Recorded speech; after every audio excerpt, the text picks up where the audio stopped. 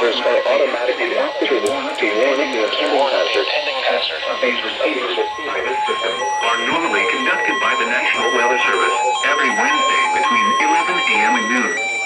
When there is the threat of or existing severe weather in the area on Wednesday, the test is postponed until the next available good weather day.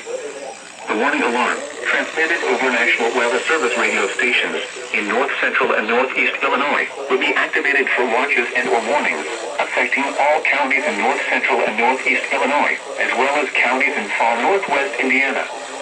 Reception of this broadcast in the alarm tone will vary at any given location. This variability normally Noticeable contradictions from a given transmitter will occur even though you are using a good quality receiver in perfect working orbit. This concludes the tone alarm test. We will now return to a regular program.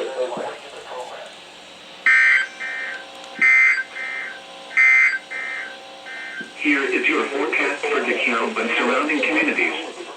For today.